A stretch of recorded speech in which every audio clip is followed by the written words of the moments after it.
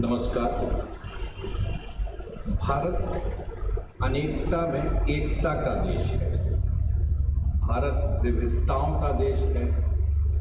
यहाँ अनेक प्रकार की विविधताएं पाई जाती हैं। भाषाई विविधता है, धार्मिक विविधता है, मौसम में भी विविधताएं पाई जाती हैं।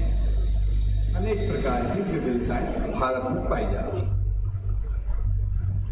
यह विविधता कभी कभी कई मतभेदों को भी जन्म देती है या खड़ा करती है।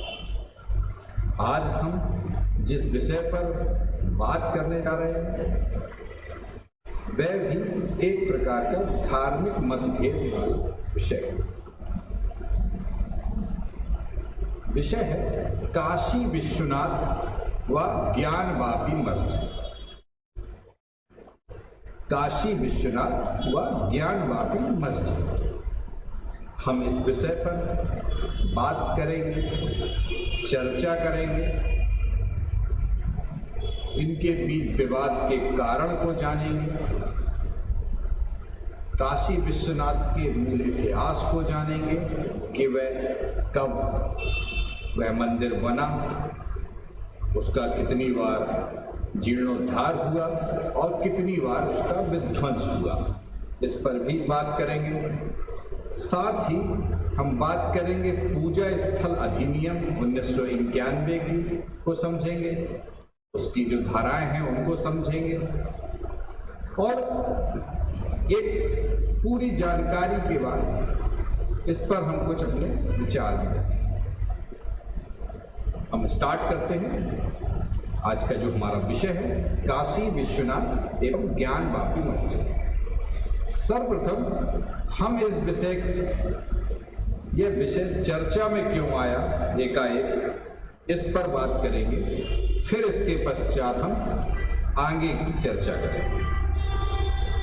पहली बात, ये चर्चा में आने का कारण है हाल ही में कुछ महिलाओं द्वारा बनारस कोर्ट में एक याचिका दायर की गई जिसमें ज्ञानवापी मस्जिद परिसर में स्थित श्रृंगार गौरी मंदिर में पूजा करने की आज्ञा मांगी और सर्वे कराने की मांग की।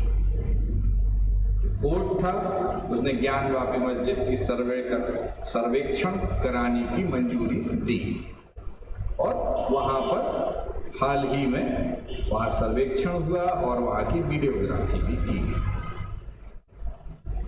वहां क्या निकला क्या नहीं सत्यता में अभी कोर्ट ही बताएगा उसकी, जब उसकी जानकारी बाहर ओपन की जाएगी। अभी पूर्ण रूप से हम लोग नहीं कह सकते कि वहां पर क्या पाया गया। फिर भी कई लोगों का मानना है कि वहां पर शिवलिंग पाया गया और कुछ जो मुसलमान पक्षकार है उनका मानना है कि वह शिवलिंग ना होकर एक फाउंटेन है, यानी कि फुव्वारा है। इन बातों को हम विराम देके हम पहले बात करते हैं काशी विश्वनाथ के इतिहास की। पहले हम ये समझते हैं कि ये मंदिर कब स्थापित हुआ, कब इस पर विध्वंस किया गया और कब इसका पुनः जीर्णोद्धार किया।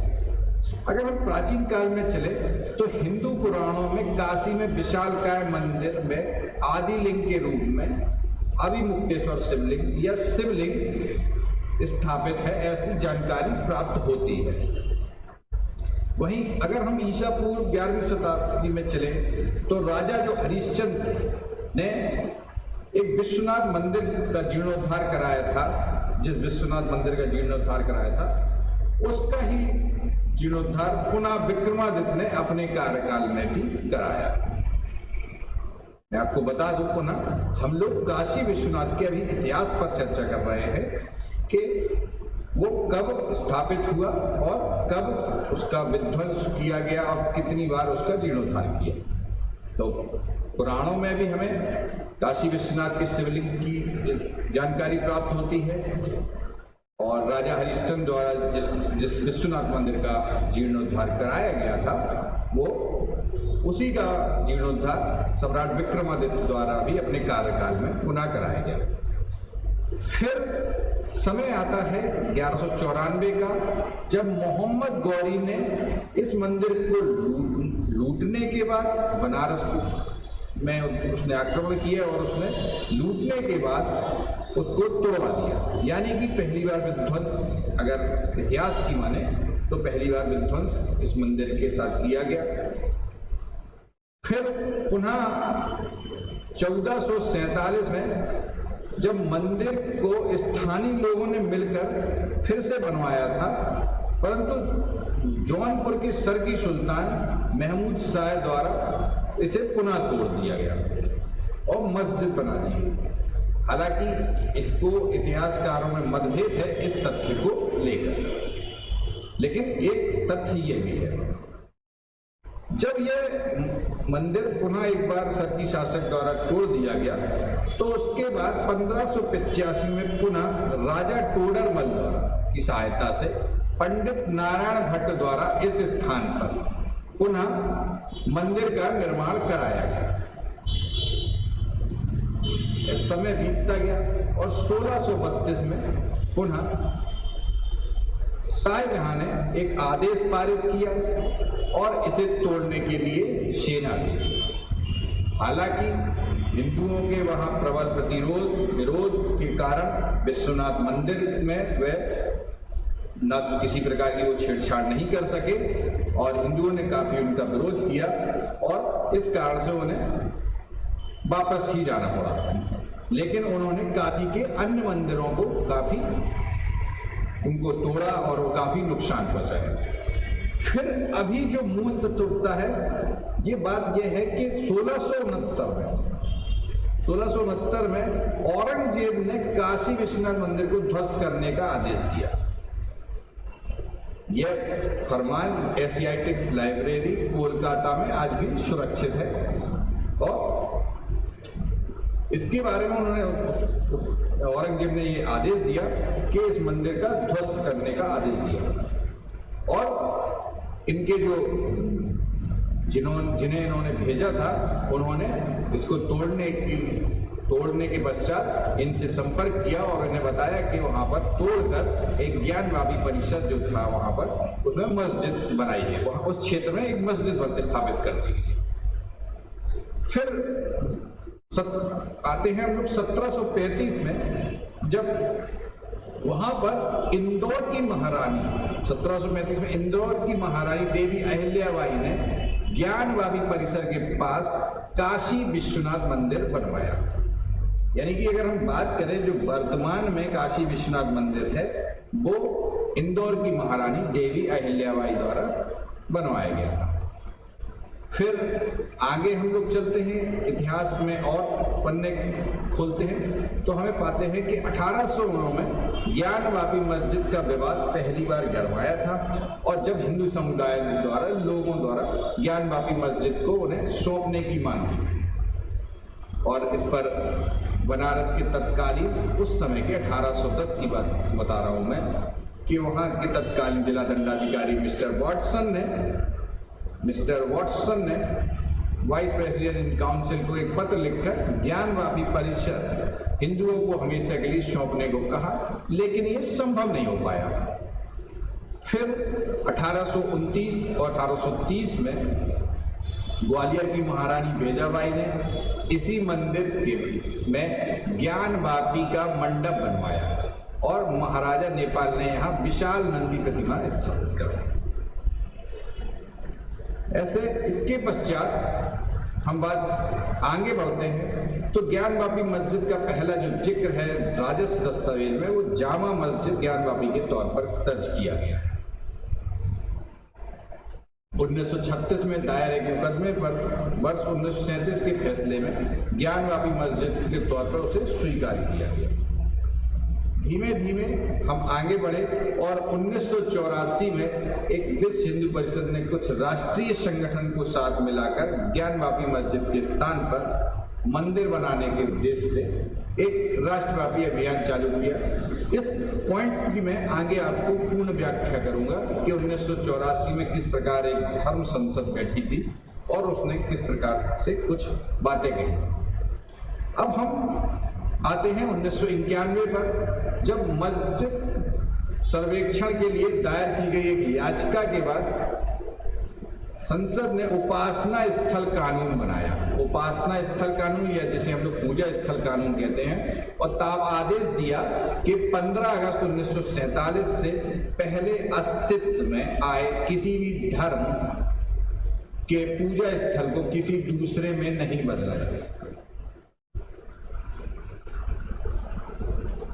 यह बात इस कानून के द्वारा कही गई। 1993 में विवाद चलता रहा। इलाहाबाद कोर्ट ने स्टे लगाकर यथास्थिति कायम कर दी।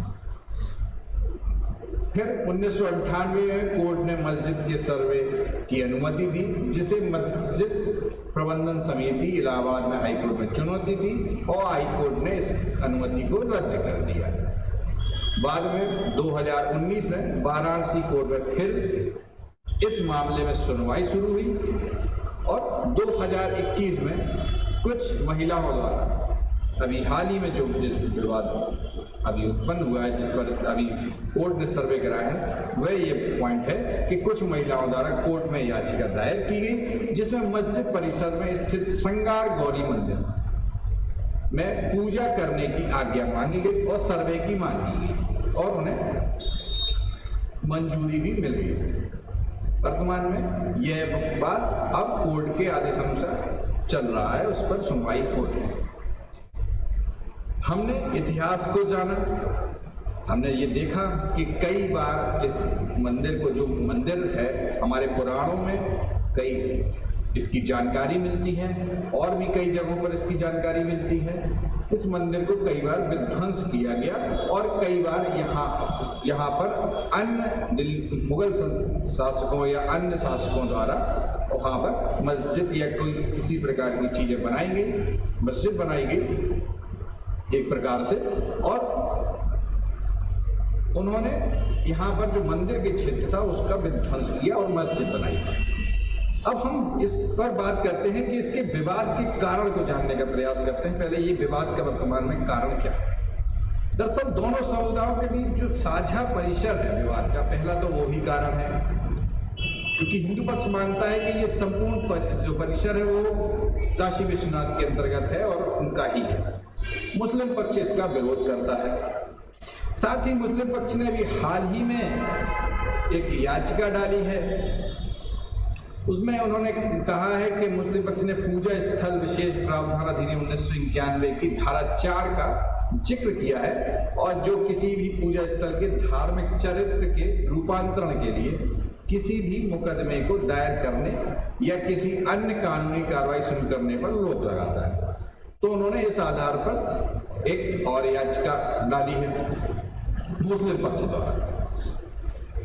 हम सबसे पहले ये, जहां हमने इतिहास की बात की, विवाद के कुछ कारणों की बात की, अब हम बात करते हैं कि पूजा स्थल अधिनियम क्यों लाया गया, दरअसल हुआ क्या, ऐसा क्यों लाया गया, और फिर हम उनकी बात करेंगे कि ये नियम किस परिस्थिति में तैयार किया गया और सरकार ने इसे कैसे सही ठहराया।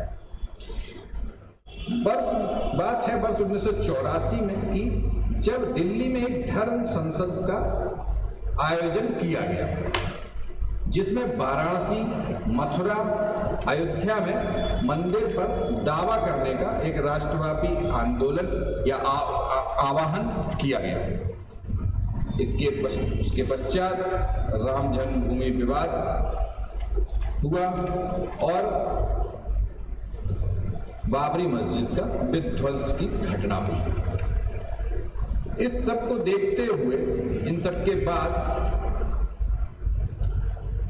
यह हुआ कि यह तत्कालीन सरकार, जो प्रधानमंत्री पीवी नरसिंह राव थे, की कांग्रेस सरकार द्वारा राम मंदिर आंदोलन जब उस समय चरम पर आ गया था, बाबरी मस्जिद अभी खड़ी थी, लेकिन लालकृष्ण आडवाणी को रथ यात्रा उन्होंने निकाली थी, उसमें वो बिहार में गिरफ्तार हो गए थे।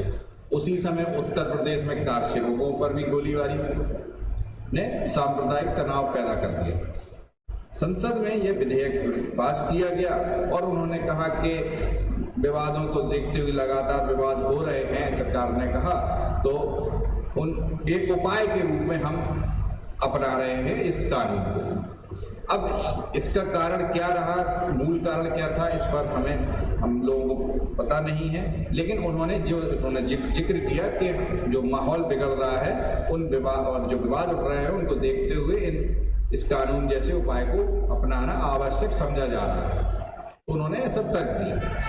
अब हम बात करते हैं जो ये नियम आया, इस नियम को या इस कानून को, पूजा स्थल अधिनियम 1991 को समझने का प्रयास करते हैं। इसकी धाराओं को भी हम समझेंगे, इसकी धाराओं पर भी हम चर्चा करेंगे। पूजा स्थल अधिनियम जो है, इस अधिनियम को उपासना स्थल अधिनियम 1991 भी कहा जाता है। यह कानून कहता है कि पूजा स्थलों की जो स्थिति 15 अगस्त 1947 में थी वही रहेगी।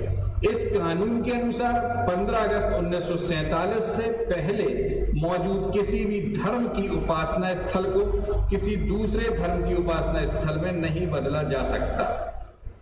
लेकिन अगर आप अयोध्या के मामले में गौर करेंगे तो ये पाएंगे कि सुप्रीम कोर्ट ने 15 अगस्त 1947 की स्थिति को पलटते हुए अलग फैसला सुनाया था। यानी पूजा स्थल कानून अधिनियम या पूजा स्थल अधिनियम की परिधि में अयोध्या की राम जन्मभूमि को अलग रखा गया था। यानी कि यह एक अपवाद रखा गया था कि यह इस अधिनियम के अंतर्गत नहीं आएगा। हम बात करते हैं पूजा स्थल अधिनियम की धारा 3 की। पूजा स्थल अधिनियम की धारा 3 कहती है कि धार्मिक स्थलों को उसी रूप में संरक्षित किया जाएगा जिसमें वह 15 अगस्त 1947 को था। अधिनियम की धारा यह भी कहती है कि धार्मिक संप्रदाय के पूजा स्थल के पूर्ण और आंशिक रूप से बदलाव पर रोक लगाती है। और इसमें एक खास बात और भी है कि कानून में लिखा है कि कभी अगर यह सिद्ध भी होता है, कभी वर्तमान में धार्मिक स्थल को इतिहास में किसी दूसरे धार्मिक स्थल को तोड़कर बनाया गया है तो भी उसके वर्तमान स्वरूप को बदला नहीं जा सकता। ऐसा इस धारा में कहा गया। पूजा स्थल अधिनियम की धारा 3। पूजा स्थल अधिनियम की धारा 4 पर अगर हम बात करें तो यह धारा घोषणा करती है कि 15 अगस्त 1947 को पूजा स्थल का धार्मिक चरित्र वैसा ही बना रहेगा जैसा वह अस्तित्व में था। यह पूजा स्थल अधिनियम की धारा 4(1) कहती है। पूजा स्थल अधिनियम की धारा 4(2) कहती है कि 15 अगस्त 1947 को मौजूद किसी भी पूजा स्थल के धार्मिक चरित्र को परिवर्तित करने के संबंध में किसी भी अदालत के समक्ष लंबित कोई भी मुकदमा या कानूनी कार्रवाई समाप्त हो जाएगी और कोई नया मुकदमा या कानूनी कार्रवाई शुरू नहीं की जाएगी। यह धारा 4(2) कहती है। और यदि पूजा स्थल की प्रकृति में बदलाव, ये नोट लिखा गया है, यदि पूजा स्थल की प्रकृति में बदलाव 15 अगस्त 1947 अधिनियम के लागू होने के बाद की कट ऑफ तारीख के बाद हुआ हो तो उस स्थिति में कानूनी कार्रवाई शुरू की जा सकती है। आपने ध्यान दिया होगा कि यदि पूजा स्थल की प्रकृति में बदलाव 15 अगस्त 1947 की कट ऑफ तारीख के बाद हुआ हो तो उस स्थिति में कानूनी कार्रवाई शुरू की जा सकती है। तो ये पूजा स्थल अधिनियम की धारा 4(2) कहती है। अब हम बात करते हैं पूजा स्थल अधिनियम की धारा 5 की। में ये धारा प्रावधान करती है कि यह अधिनियम राम जन्मभूमि और बाबरी मस्जिद मामले और इससे संबंधित किसी भी मुकदमे, अपील और कार्रवाई पर लागू नहीं होगा। इसके बाद हम चलते हैं पूजा स्थल अधिनियम की धारा 6 पर, जिसमें दंड की बात की गई है कि अधिनियम के प्रावधानों का उल्लंघन करने पर जुर्माने के साथ अधिकतम 3 वर्ष की कारावास की सजा का भी प्रावधान करता है यह कानून। यानी कि सीधा है कि 1947 में जिस किसी धार्मिक स्थल की जो स्थिति है वही स्थिति बनी रहेगी, उसमें कोई बदलाव नहीं कर सकते, ऐसा इस नियम के अनुसार है। लेकिन मैं एक बात कहना चाहता हूं, एक पॉइंट रखना चाहता हूं, यह बहुत महत्वपूर्ण पॉइंट है ये है the ancient monument and archaeological site act 1958 के अनुसार यदि कोई भी संरचना ऐसी संरचना सिद्ध होती है जो कि उसे 100 वर्ष पुराना घोषित करती है तो वह पूजा स्थल अधिनियम से बाहर चली जाती है। ध्यान दीजिएगा, तो वह पूजा स्थल अधिनियम 1991 से बाहर चली जाती है। The ancient monument and archaeological site act 1958 के अनुसार। इसके बाद हम बात करेंगे, हम लोगों ने पूजा स्थल अधिनियम को समझ लिया है, हमने उसकी धाराओं को भी समझ लिया है और थोड़ा सा ये हमने एक नया पॉइंट, एक अलग पॉइंट हम लोगों ने जोड़ा जिसमें हमने the ancient monument and archaeological sites act 1958 की बात करी, जिसके अनुसार यदि कोई भी संरचना ऐसी संरचना सिद्ध होती है जो कि उसे 100 वर्ष पुराना घोषित करती है तो वह पूजा स्थल अधिनियम 1991 से बाहर चली जाती है। अब हम बात करेंगे कि अयोध्या पर यह नियम क्यों नहीं लागू हुआ। पहली बात तो अयोध्या का जो मामला था वो काफी पुराना था। सुप्रीम कोर्ट के पास जो अयोध्या राम जन्मभूमि का मामला था वह काफी पुराना था। 15 अगस्त 1947 में थी। पूजा स्थलों की जो स्थिति 15 अगस्त 1947 में थी वही रहेगी, लेकिन अयोध्या मामले में सुप्रीम कोर्ट का फैसला अपवाद कहा जा सकता है। मैं आपको बताता हूँ। हालांकि इसके पीछे अलग तर्क है। इसमें क्या हुआ, अयोध्या में केवल मस्जिद मौजूद थी और हिंदू पक्ष ने दावा किया था कि वहां पर मौजूद राम मंदिर को ध्वस्त कर बाबरी मस्जिद बनाई गई। इसके अलावा अयोध्या विवाद आजादी के पहले से चला आ रहा था, इसलिए यह 1991 में बना उपासना के स्थान अधिनियम लागू नहीं होता था। इस पर ज्ञानवापी को लेकर 1991 कानून को लेकर विवाद है और एक पक्ष का मानना है कि चूंकि यह कानून 1991 में आया है और उसी साल ज्ञानवापी मामला कोर्ट में दायर हुआ है, ऐसे में वह भी स्पेशल कानून के दायरे से बाहर है। कुछ लोगों का ऐसा मानना है। अब हम बात करते हैं कुछ आधारों पर जो ये कानून है, जो कानून बना दिया गया 1991 में पीवी नरसिंह राव सरकार द्वारा, तो उस कानून को सुप्रीम कोर्ट में 2 बार चुनौती दी जा चुकी है और जो अभी सुप्रीम कोर्ट में समक्ष ये लंबित है याचिका।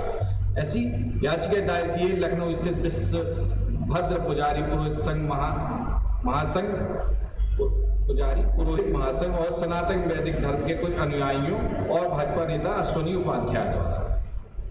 उपाध्याय जी ने कई आधारों पर कानून की वैधानिकता को चुनौती दी और उन्होंने तर्क दिया, जिसमें उन्होंने प्रमुख रूप से कहा कि यह कानून अदालत के जरिए अपने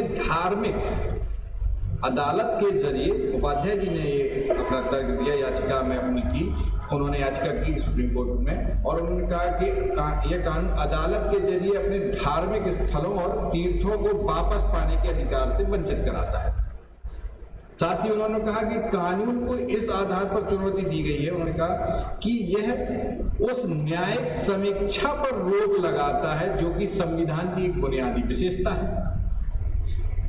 तो उन्होंने ये तर्क दिया और साथ ही उन्होंने कहा कि यह कानून मनमाना तर्कहीन पूर्वव्यापी कट ऑफ तिथि लागू करता है और हिंदू, जैनियों, बौद्ध और सिखों के धर्म के अधिकार को कम करता है।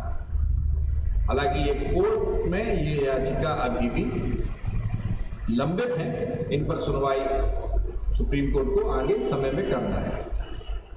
साथ ही अब ये जो विवाद है ये ज्ञानवापी मस्जिद का और बाबा विश्वनाथ का ये मंदिर का जो लेकर जो विवाद खड़ा हुआ है वह अब सुप्रीम कोर्ट की नजर में है और वे इस पर जो भी निर्णय देंगे वो सर्वमान्य होगा और सभी लोग इसको मान्य भी करेंगे।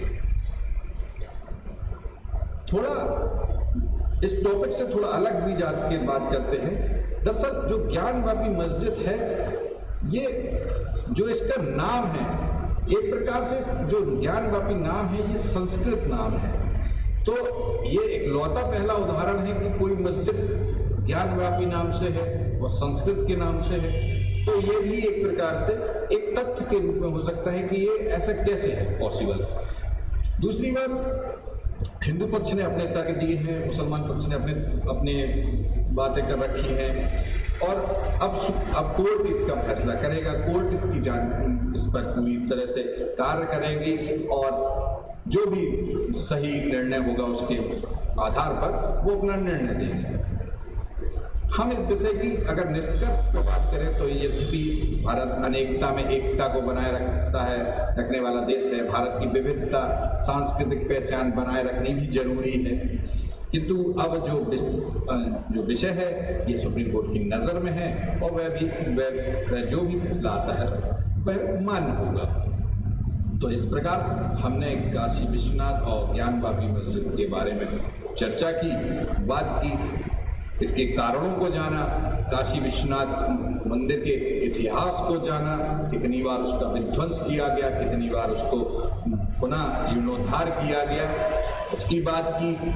साथ ही हमने पूजा स्थल अधिनियम या उपासना स्थल अधिनियम की भी बात की और उसकी धाराओं पर बात की, उसके अपवाद स्वरूप राम जन्मभूमि का जो विवाद था उस पर भी बात की और वो किस कारण था उस पर भी बात की। इस प्रकार हमने इस टॉपिक में जो कुछ भी पॉसिबल था, जो कोई भी जानकारी जो एक किसी विद्यार्थी को होनी चाहिए थी, उसको मैं कवर करने का प्रयास किया। इसी के साथ यह जो विषय है वह समाप्त होता है। नमस्कार।